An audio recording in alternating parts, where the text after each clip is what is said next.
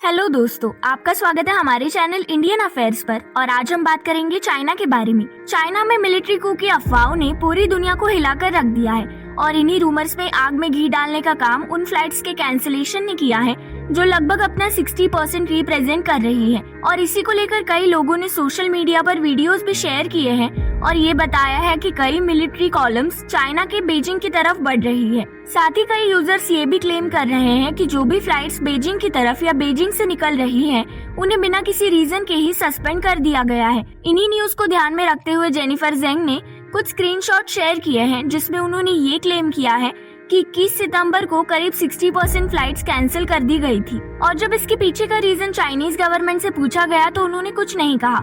21 सितंबर को करीब 16,062 flights plan की गई थी, जिनमें से 9,503 फ्लाइट्स को कैंसिल कर दिया गया। इन्हीं रूमर्स के चलते इंडिया टुडे ने अपनी खुद की इंटरनल इन्वेस्टिगेशन कंडक्ट की, पर उन्हें कोई भी स्पेसिफिक रीजन नहीं मिला जिसमें ये बताया गया है कि ये फ्लाइट्स किन रीजंस की वजह से कैंसिल की गई है। इन्हीं फ्लाइट कैंसिलेशन के डेटा को मिलिट्री कू के किसी भी तरह से रिलेट करने के लिए इंडिया टुडे की साई किरण कानन ने पिछले 2 सालों का डेटा देखा, जिसमें उन्होंने डेली बेसिस पर फ्लाइट्स के एक्चुअल नंबर को भी ट्रैक किया।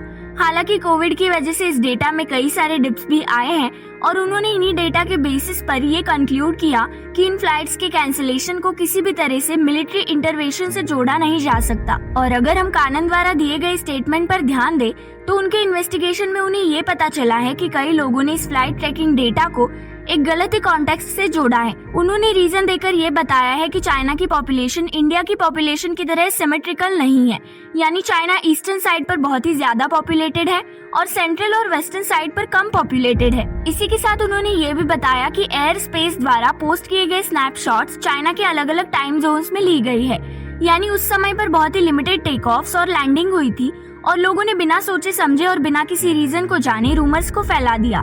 इसी के साथ दूसरा रीजन ये भी बताया जा रहा है कि चाइना अभी भी उन देशों में से है जहां पर कोविड रेस्ट्रिक्शंस फॉलो किए जा रहे हैं और अभी भी चाइना में कुछ सिटीज और छोटे छोटे टाउन्स को शट डाउन किया हुआ है। वही चाइना अभी भी जीरो कोविड पॉलिसी को फॉलो कर रहा है और इसीलिए फॉरेनर्स को अपने देश में एंट्री नहीं दे रहा। इसीलिए इन मास फ्लाइट कैंसिलेशन के पीछे कोविड का रीजन भी हो सकता है। इसी के साथ तीसरा रीजन और एक ऑब्वियस रीजन ये भी है कि चाइना 1 अक्टूबर को अपना नेशनल डे सेलिब्रेट करने जा रहा है, जिसमें वो पीपल्स रिपब्लिक ऑफ चाइना के फॉर्मेशन को ऑनर करेंगे और इसीलिए कई मिलिट्री व्हीकल्स बीजिंग की तरफ परेड के लिए बढ़ रहे हैं। दोस्तों, इस बारे में आपकी राय हमारे साथ जरूर शेयर कीजिए और ऐसी ही नई वीडियोस के लिए चैनल को लाइक, शेयर और सब्सक्राइब करना मत भूलिए।